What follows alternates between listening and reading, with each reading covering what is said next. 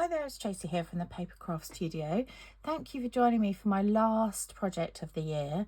I hope you enjoy making this one. I really did enjoy, choosing all the different bits to put on it. So this is a Jolly Words Stair Stepper card, and it stands like this. Now mine has been in classes galore, so mine's kind of falling down a little bit, but you can see that's how it kind of stands up when it's not been moved around so much, and that's how it folds together. Okay, so let me show you what we need to make this. So we need a piece of cherry cobbler cardstock, and this measures 11 inches by 5.5 inches. We need 3 other pieces of cherry cobbler cardstock. One measures 3 inches by 3 inches. One is 2 3/4 by 2 3/4, and this one is 2.5 by 2.5. We'll need some designer series paper, and I'm using this online exclusive, and I really can't remember what it's called. Let me just have a quick check. Ooh. It's under some stuff here. It is called Shining Christmas DSP, and it was a an online exclusive. I just loved it. So I've got the trees here. This piece here measures 5 3/8 by 2 7/8, and then I've got the stripes here, and these this one measures 5 3/8 by 1 3/8. And then I wanted something not too fussy at the bottom, so I've embossed with the Snowflake Sky 3D embossing folder this piece of basic white, and this measures 5 3/8 by 7 3/8. You'll also need 2 pieces of basic white cardstock. I've gone ahead and embossed these already, and I've tried to do it so that the heavier snow is coming down on each one. Probably far too much detail really, but so this one here measures 2 7/8 by 2 7/8, and this one measures 2 5/8 by 2 5/8. And then you'll need a scrap of basic white cardstock to cut this layer out, and I'm using the 3rd largest stylish shape, the circle and the stylish shapes.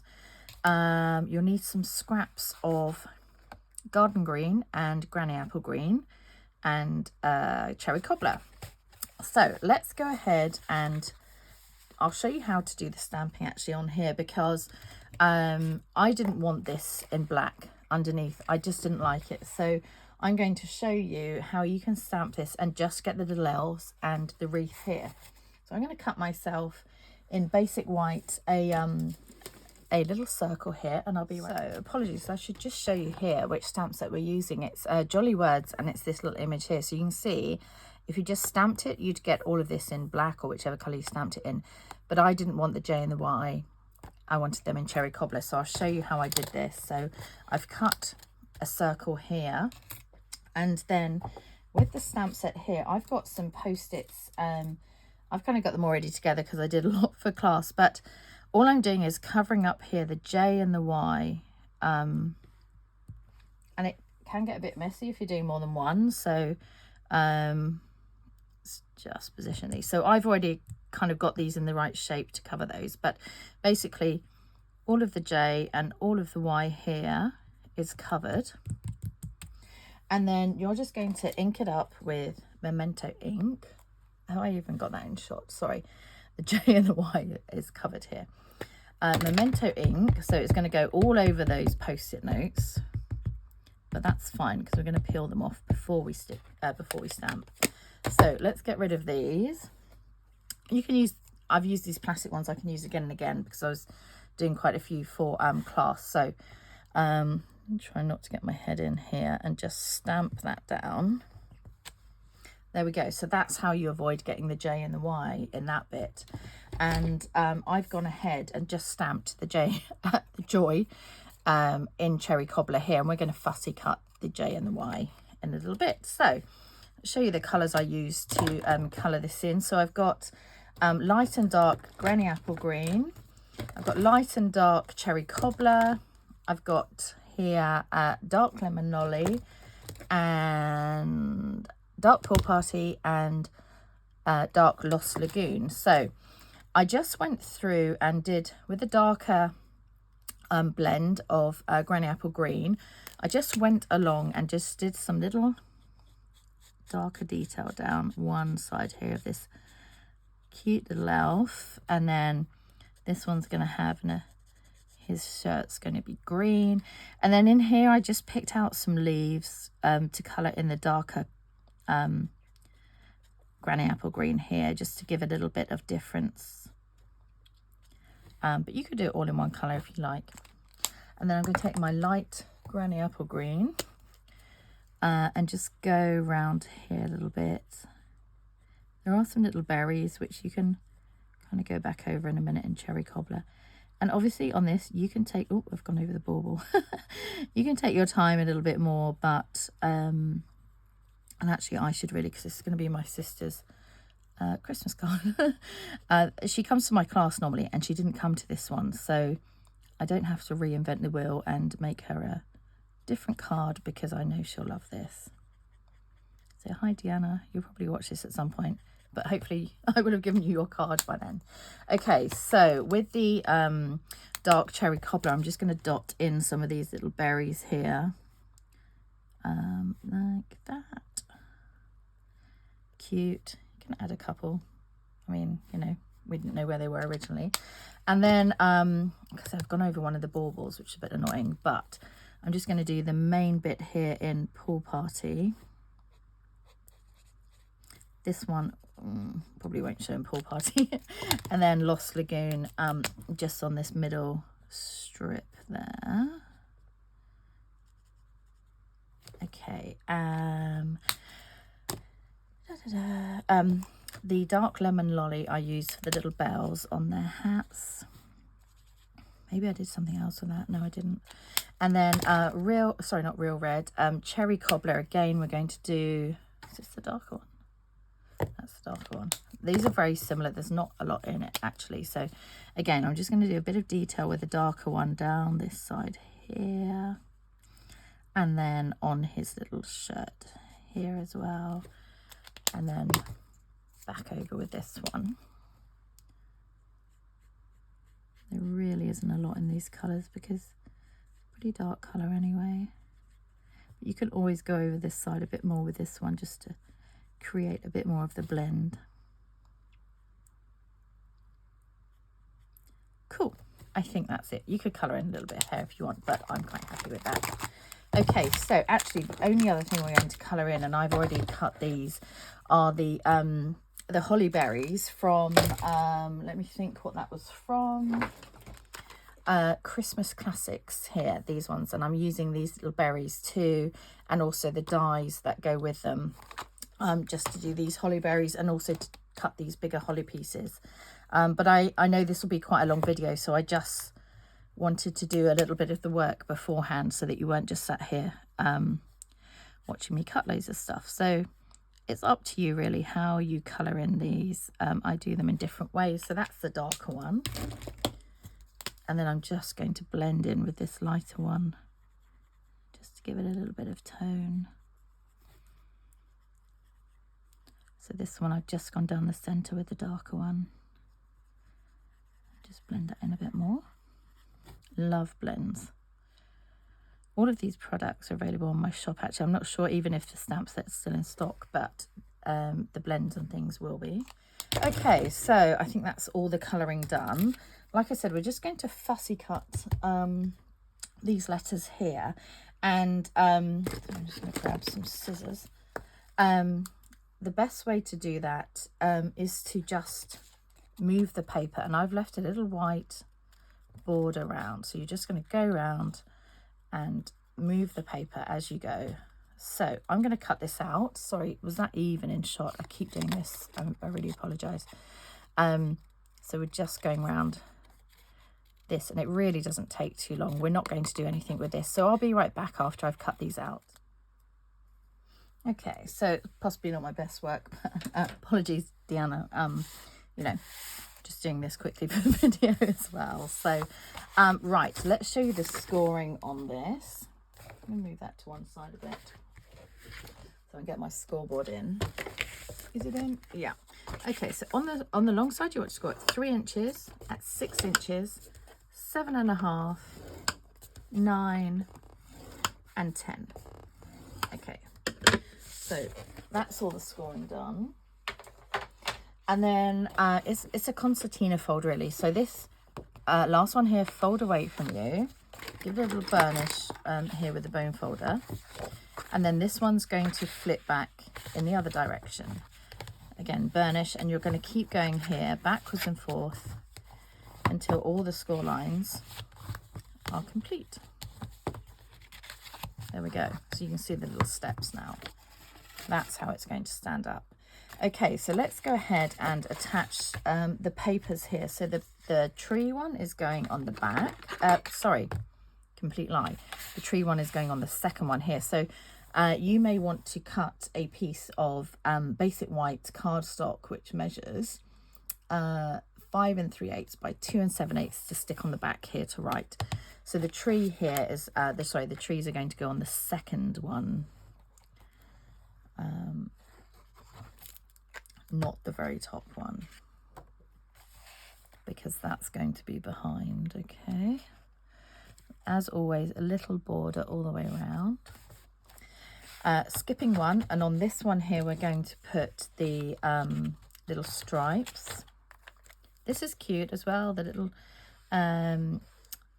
bulbs on the other side. So you could choose any. I mean, this will work with any cardstock really. I'm just going to move this up.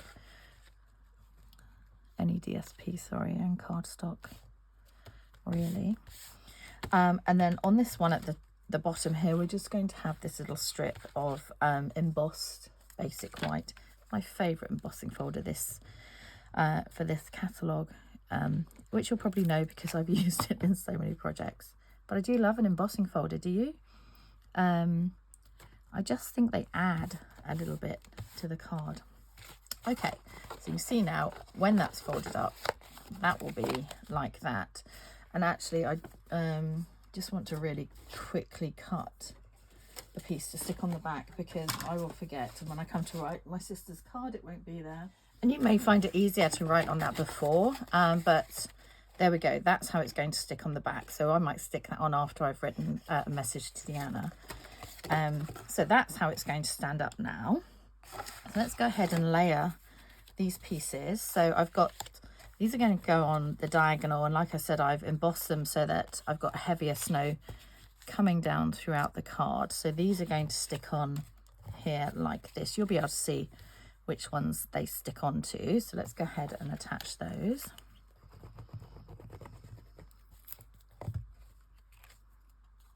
Got a bit of a thing about putting my lid back on my glue every time I do it, and every time I open it, and I think, you know, I'm literally going to use it again in a second, so this time I force myself to leave it off. Okay, like this. That one's going to be the top one.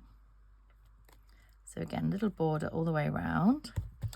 And then on this top one here, I've gone ahead and cut, like I say, this was from the Christmas Classics dies. I've gone ahead and cut my granny apple green and my garden green leaves. And then I've also got some little berries here, which I've cut in cherry cobbler. A little bit fiddly, but let's go with it. So I'm going to pop my garden green one at the base. So just some, still in shot, yeah.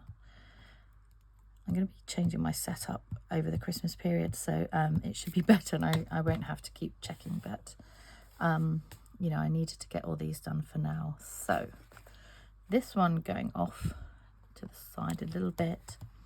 I didn't want this to be the focus of the card, but equally I needed something on the back, so or on each layer. So I wanted something fairly simple, but not the same on each one.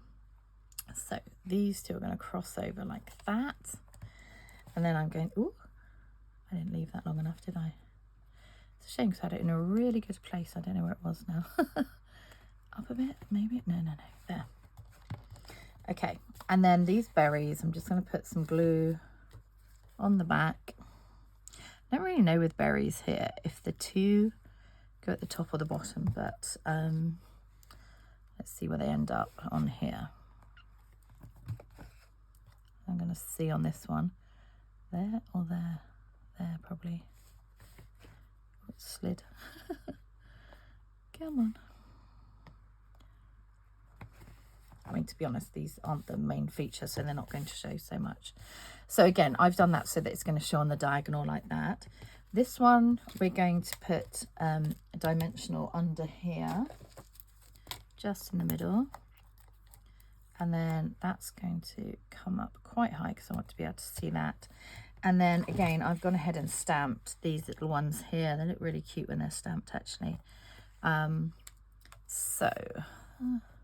Yeah, that one, I've got the other berry underneath. I don't really know. You can decide which way you want them up. As in, like the big one, sorry, the double one at the bottom or the top.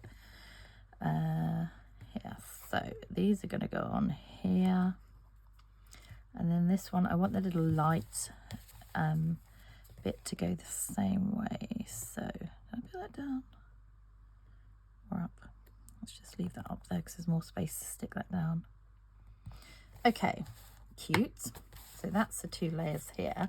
And then finally on the smallest layer, we're going to add our little elves. They're going to go on with some dimensionals on the back. So obviously you'll see the blends coming through, but not once it's stuck down.